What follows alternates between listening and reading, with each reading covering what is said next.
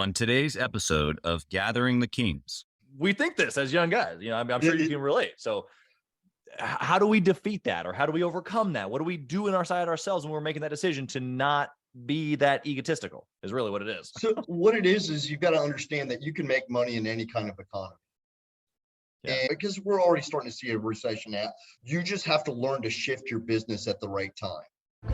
You are listening to Gathering the Kings with Chaz Wolfe, featuring fellow 7, 8, and even 9-figure business owners who have real battle scars from business and life, but have prevailed as the king that they are designed to be. We welcome high-performing entrepreneurs to the stage in order to reveal the real of the real on what it takes to build a successful business today. We dissect the good and bad decisions they've made along the way that give a true and accurate picture of the journey of success and how you too can get there. Through this dialogue, you will learn the value of growing your network and surrounding yourself with power players and kings like today's guest. Grab your pen and notebook because we're about to dive in. What's up, everybody? I'm Chaz Wolfe, Gathering the Kings podcast. I'm your host. Today, I've got Sean Rudner here on the King stage. My brother, how are you? Thank you. Welcome. I appreciate the invite. Of course. We wouldn't be, what did you say off air? We wouldn't be putting out a ridiculous amount of content if we didn't have amazing people like you on the stage every day, sometimes multiple times a day. Thank you. My calendar is full as you mentioned, but I'm just so thankful that you're here, man. Tell us what kind of business that you have. Let's get into it. So, our business is broken up into 3 different factors, but it's all based on packaging of products. We supply substrate. 45% of our business is substrates to different printers and laminators that will eventually turn it into plastic bags, pouches. Wow. And then another 45% of our business is basically custom packaging products. And then another 10% is our e-commerce that basically helps compete for and helps the mom and pops out there on some stock packaging. Yeah, I love that. In fact, we should probably chat off air. I've got a local, he's a farmer really is what he is, but they have a pumpkin patch for lack of better terms. Mm-hmm. He makes these apple cider donuts and pumpkin spice donuts that are incredible. And I'm like, Jim, are you selling these online? He's like, no, we just sell a ton of them right here from the pumpkin patch. I'm like, okay, we got to figure out a packaging and we're selling these to somebody somewhere. Cause I'll go there. Look, I cannot wait for the fall to sign up my kids for the pumpkin patch in a membership so that I can go get some donuts. We might do some trading out. I might do some packaging for some donuts. That sounds actually really good. So yeah, pretty incredible. Okay. So Sean, we talked a little bit off air. We were kind of getting to know each other and we talked about, people have these whys, why they're doing things. We talked about kids. Tell the listeners at this level, you've been successful. You've been successful for a good minute. I guess my reason why I'm saying that is because you choose to do this every day. Why? Why are you still doing it? Why are you building? Why are you pushing? So for us, my goal has been since my kids were young is how do I fund my next 4 generations? It's pretty interesting. And what does that actually look like? So that's always a difficult thing is, what does funding them mean for 4 generations and what do they get out of that whole situation? But that's my why. Yeah. So you told me that a few minutes ago when we were chatting. And of course, my initial reaction, just like with most people, is like, wow, that's a great idea. And we live in this idea stage for a long time of like, I'm sure the listener heard you say, fund the next 4 generations. And they thought, holy moly, wow, that is big. And then then there it goes out of our mind and we never think about it again. But you talked about sitting down with financial advisors, figuring out what that actual number looks like. What does funding mean? What are we participating in? What is that number added up 4 generations? Like you are putting this in a plan. Oh yeah. There's lawyers, financial advisors, accountants, we are getting advice from all the people that are professionals in that aspect. And they're giving us good direction on what we have to do to get to that point. Now I just got to How did you come up with 4? Why are you so passionate about this? Where did this come from?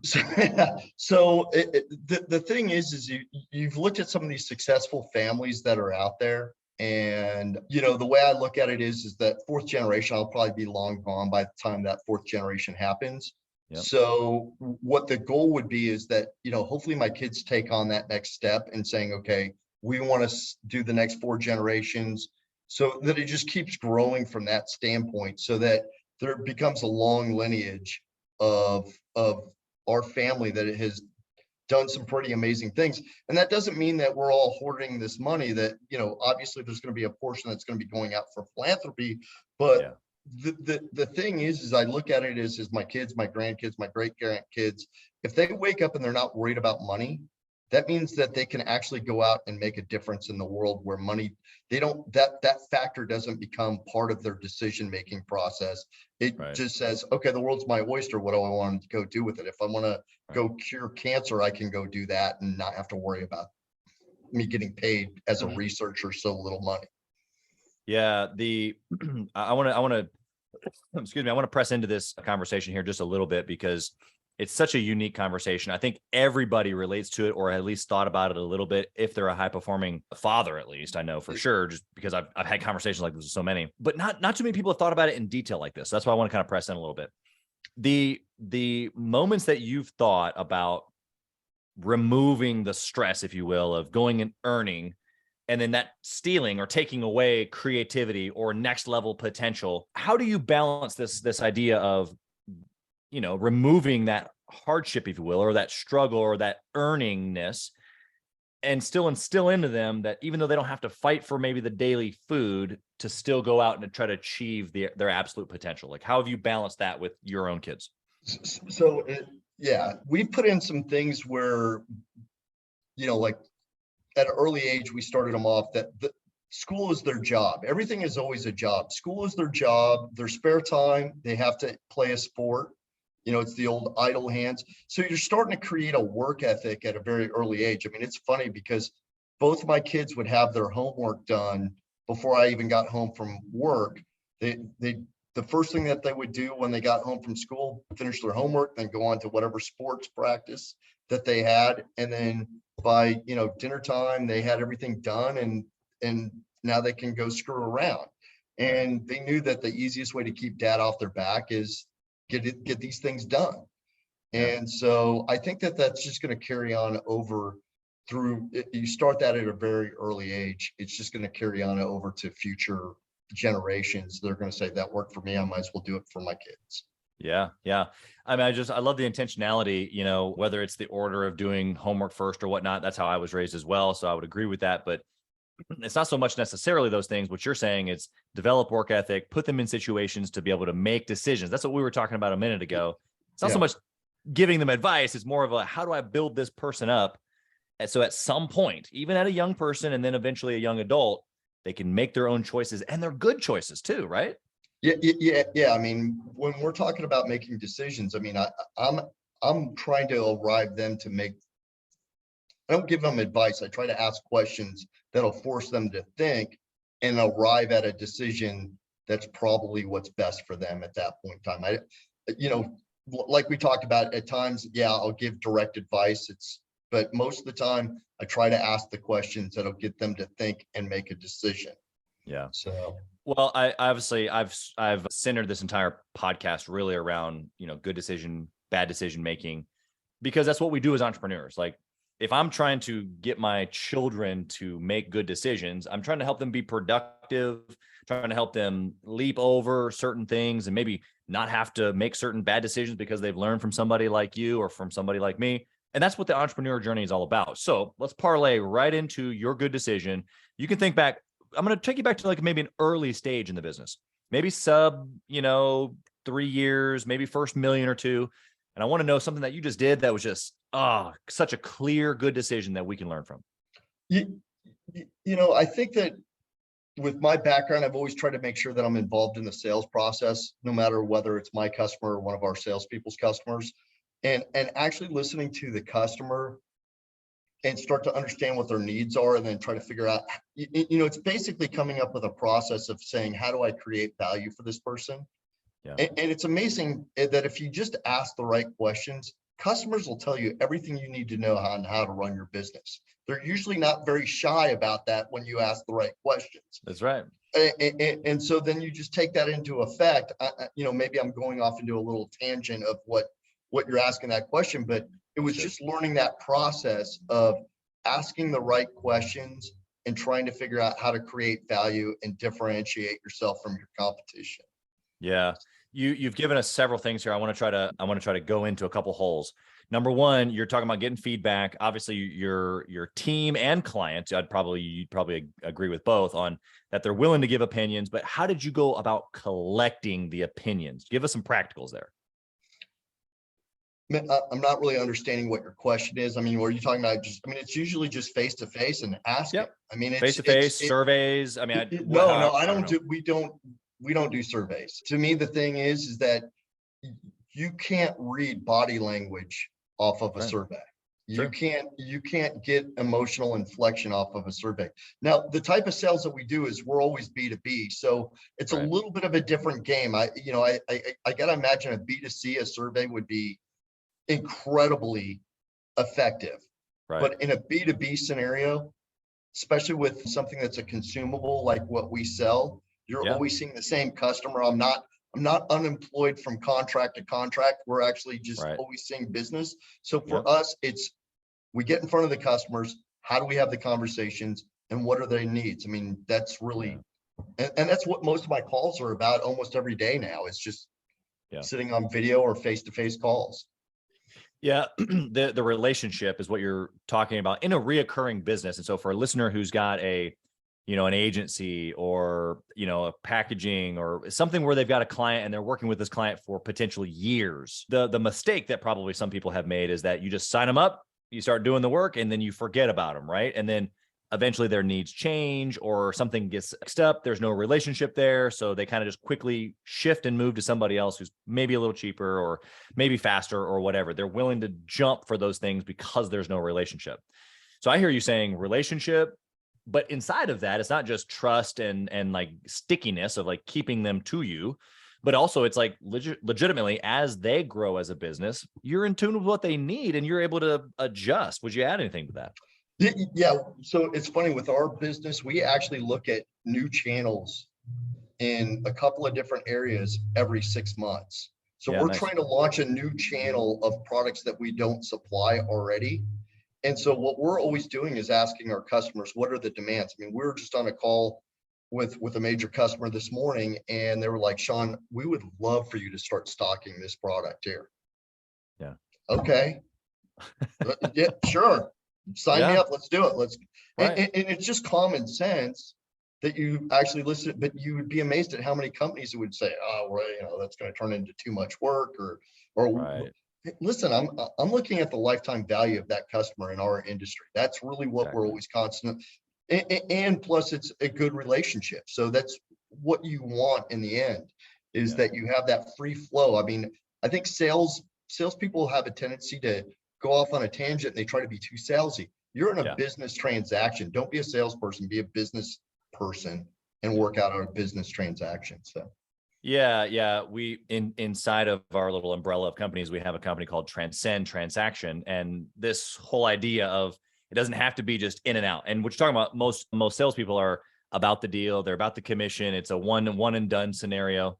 But there's so many businesses, even if the sales process is set up to where it's a one and done commission opportunity for the salesperson, then the business is facilitating the relationship or what we call the customer journey and this experience that if you can just differentiate yourself, like you said 3 minutes ago, if you can figure out a way inside of that experience to differentiate yourself from your competitors, there is no need for your people to look anywhere else. Exactly. I mean, and that, what you want to do is just make it a real relationship with the customer and the customer. I mean, we have a huge retention rate on our films and our custom products. Now, the e-commerce portion, that's a come and go, based on the type of clientele it is. But 90% of our business, we have like over a 95% retention rate on our customer base. Yeah. I want to throw a challenge question out to you because obviously we've got plenty of those people listening here today that are contract to contract, like you said earlier. Yep. And so taking your business model, obviously very different from contract to contract, but how do you take the principles that you're talking about that have led to success in a reoccurring model? How do you infuse those things into a contract to contract business? What would your thoughts be on that? Well, I think a lot of it comes down to what the dollar amount is of your sale. I think that's a big important thing. I mean, if you're selling, cell phones for a living at $200 or $300, you really can't spend a whole lot of time dealing with that. But if you're talking about, so it was funny, in 2004, I had sold a business and I had a 4-year non-compete in the packaging industry. Wow. And so I got into real estate brokerage, a lot of people did. And what I did was, in that particular case is I was like, okay, I moved to Colorado Springs at that point in time from Arizona, had no idea. I knew 2 people in the whole state, really. I was just like, Colorado's cool. And I'm like, how do I go out and start selling houses for a living? Yeah. And I went from 0 people to being KW's Rookie of the Year. And I was doing 10 to 15 houses a month. And what I did was I kind of niched myself out for investor clients. Sure. Yep. And really just started networking in that situation so I could find a way to get repeat business. Yeah. And make contract to contract. It's the same mentality. You're working with someone and developing that value structure for that particular person. Yeah. And you'll get referrals like you wouldn't believe. Yeah, you're 100% right. The referral piece is based, however long the transaction, you're looking for the referral. I'll say one other thing too, that you just said it. I want to say it in a slightly different way because it happened just a couple of days ago. We had our November roundtable with our mastermind group, and there's a pretty large HVAC contractor.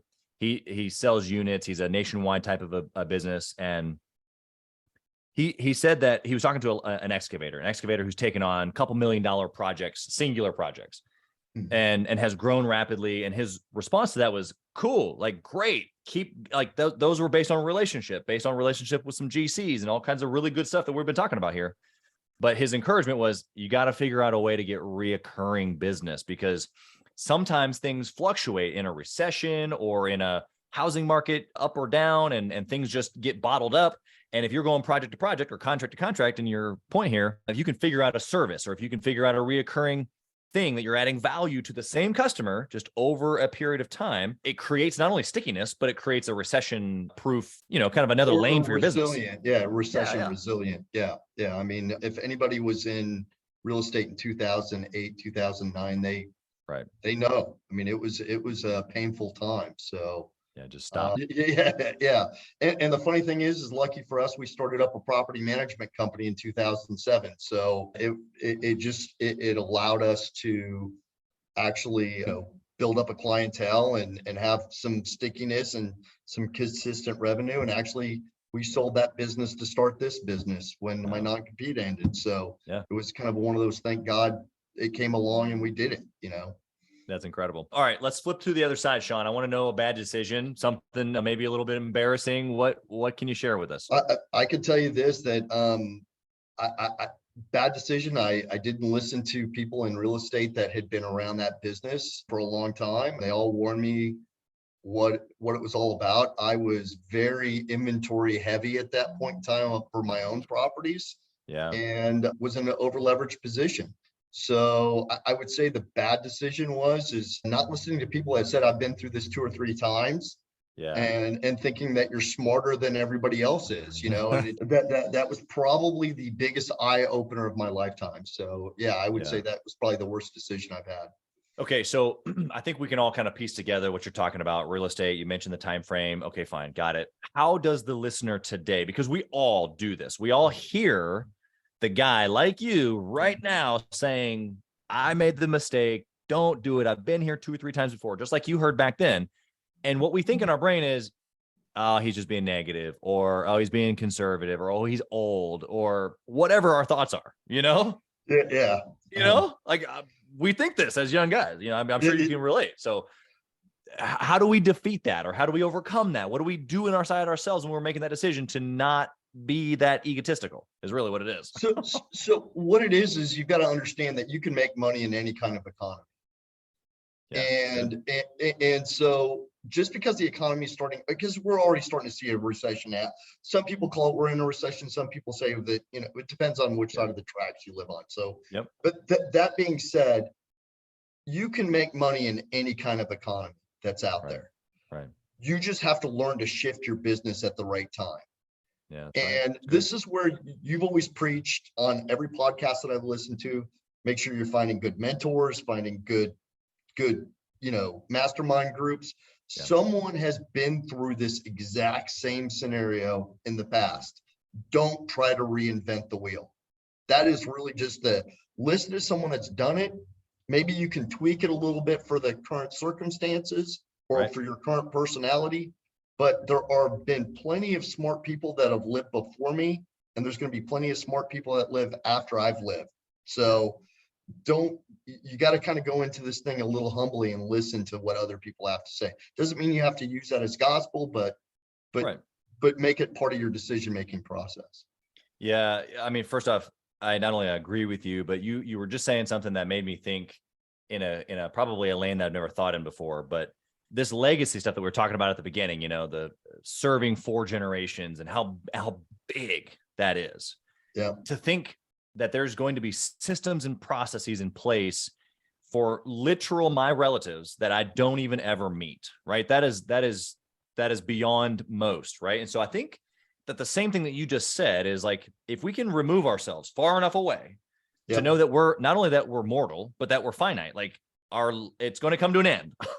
Yeah. It's going to be there, like it's not going to live forever, at least not in this frame, And so the way that we can take ourselves to that place of mindset is like, okay, well, if it is going to end, if there has been people hundreds and hundreds of years before me who have been smart, innovative, solving problems, and there's going to be hundreds and hundreds of more over the years, then who am I? Right. It makes you really, really small. If you go big, it makes you really small and you go, okay, maybe I do have something to learn here. And I think it puts you in a perspective of, okay, so like, I'm really only this tiny little piece in this really big plan. Did you add anything? You hit the nail on the head. I mean, it's funny because people sit down and you take a guy like John D. Rockefeller, who was the richest guy back in that point in time and would be considered, if you took it into today's dollars, right, probably the richest guy right now. I mean, Elon Musk or Bezos might be competing with that, but he's in that conversation at that point in time. And he's dealing with a completely different set of problems that, we don't have here at this time. And, you never know how they would have done in this circumstance. But that was a prime example of, he might not be the perfect person to model yourself after from a personality standpoint. But for me, he had a great business and he funded, I don't know, 7 generations, whatever it was. Yeah. I like that. So that was kind of the thought process that I had behind it. Love it. We've been talking about process. We've been talking about decision making. A decision comes across your desk today. What steps do you follow to make a good decision? So every decision I start off with is I've got a sign right above my computer that has all my core values of the company and definitions of those core values. So we start off with that filtering process. So if it hits the whole filter on that process, then I can move on to actually making a real, get into the financial part of it or the business modeling part of that whole situation. If it doesn't, then you can it's an easy decision, get out. It's funny how there's no shortage of opportunities that are thrown at you if you network properly. So you just got to start to learn to say no if it just doesn't fit what you're looking for right off the bat. So if it's close enough, you can negotiate it. But outside of that, I use a filtering process on that. And then the next step is business modeling. Yeah, that's good stuff. We're going to flip over to the speed round. My first question to you is about tracking. Same vein here, maybe a little different style though. If you could only pick one KPI, one thing to track forever and ever in the packaging world, what would it be? The package. So, I would have cheated and said P&L beforehand, but I think I'm getting to the point with our business that actually my balance sheet is probably more important than my P&L at this point in time. Yeah. So I would say right now it's the balance sheet.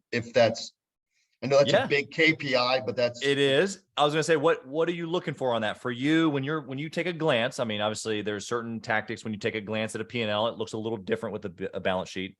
What are the 2 or 3 things that are hot buttons for you? So I'm looking at debt to equity ratios. I'm looking at our equity and what our equity build has been over the, each month after month after month. We don't take a whole lot of money out of our business. And then I'm also looking at my total inventory number, because we're an inventory intense business. So we keep millions of dollars of inventory on the floor at all points in time. Right. Yeah.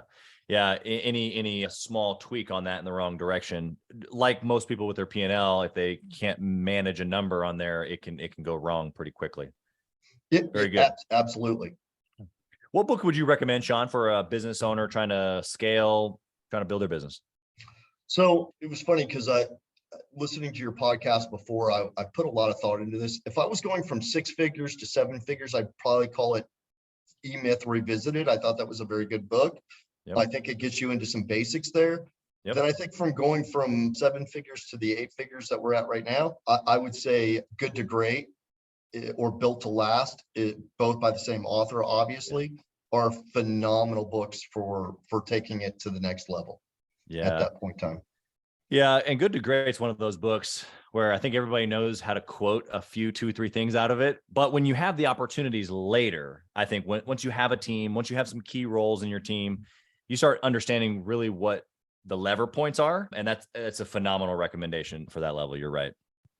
You mentioned it earlier, my question around intentionally masterminding or networking. What are your thoughts? What have you done in your history?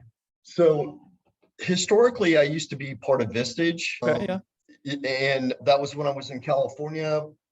When we moved here, we got out of that. Now it's actually, I spend a lot of time just networking with other business owners, more of creating friendships. It's, as you find, it's amazing on how other business owners just, they need someone to talk to. You need, so I wouldn't say I dump a ton of money into that, because it's traveling back and forth to meet and hang out with friends, but they're friends in the same business. So that's what it is. Yeah, 100%. It's funny that you say that, because I hosted our first, so we've got a group for 6-figure business owners, and that's much more teaching, coaching, as you can imagine. They're just trying to get the fundamentals, right?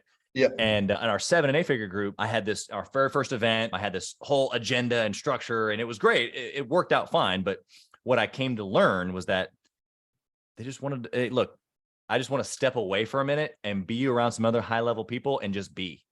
There doesn't have to be an agenda. Like, we can just sit here, talk about business, talk about family, maybe even like just look out the window and see the beach, or we're going to have everybody over to the house here in a few weeks. We're going to play some bags and go to a Chiefs game. Like, sometimes it's just that. It's not just fun, having fun. It's like being around other high level people doing normal things. Well, and the thing that I think, like, what makes like your business different, you own businesses. A lot of the other mastermind groups, sure, the person that's leading it might not have a history of owning businesses.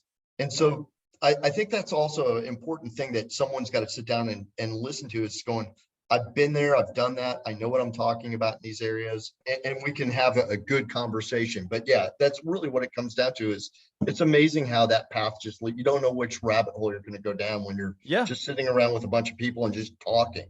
You know, so. That's so good. It's actually refreshing is what it is, because I think many entrepreneurs feel that way. They don't know that how they can express it. And I'm not necessarily saying sign up for a mastermind. I'm talking about what you're talking. Just intentionally connect. Just get some lunch with somebody. You ain't got no money for a mastermind group? Fine. Yeah. Go have some lunch with another guy and ask him what's working, what's not working. He's going to ask you what's working, what's not working. And then that eventually grows. But it's about the relationship. Sometimes it's just about the camaraderie, right? That's what it's all about. It's amazing what deals pop up 10 years later that you're just all of a sudden, hey, I was hanging out with this guy 10 years ago, and now all of a sudden we're doing a deal together. And it might have taken 10 years to get around to it, but it's an awesome deal. So yeah, that's so true. That's so true. Okay, I got one last question here for you, Sean. Yeah. I want to know, if you had the chance to whisper in the younger Sean's ear, what would you say? This one's throwing me for a loop here. I told you I'd throw you through. Yeah. This one's probably, I don't know. I mean, I try to live life without a whole lot of regret. Sure. I would say probably I should have started on my self-improvement through reading and networking and all that stuff earlier in my life. When you're an entrepreneur at a younger age, it's amazing how you think you know everything. And then when you turn 35, 40 years old, then you start to figure out what you don't know. And then when you turn 60 again, then you kind of get crabby and then you think you know everything again. So it's kind of one of those deals. So, but yeah, that's the approach I would say is probably should have started on opening up my circle of people that could give me knowledge at an earlier age. Yeah. Yeah. It goes back to humility. We've talked about that quite a bit in this podcast, ego versus humility. And I think I mean, gosh, you got to have a certain healthy confidence level, ego, call it whatever you want, in order to build a business like you have. But it's also not sustainable if you don't have the other counterpart to that, the ability to see where you need to grow and how other people can be better than you even in certain areas of the business, and being able to lean on people. You can't do that if you have a big ego. Yeah, I love people that are better than me. I mean, now it just gives you something to strive for. I mean, you know, I grew up wrestling, so there was always someone that was going to knock you down. You know, I mean, so you're always trying to look for that type of mentality. Who's going to be better than me, so I can have someone in my crosshairs. Yeah, that's good. I love it. Okay, how can the listener find you? Obviously, I'm sure people across the country who potentially could even use your service, but how can they find you as an entrepreneur as well? I would say that I'm not really big on other social media outlets. I'd say LinkedIn is probably my number one thing. So you can go on to Sean Rudner at LinkedIn, you know, find me on LinkedIn, and I'm out of Omaha, Nebraska. I think there's another Sean Rudner in Georgia or something like that. I don't know. But he's not the real one. Yeah, he's not the real one. That's yeah. So I'm on LinkedIn. So that's how you find me.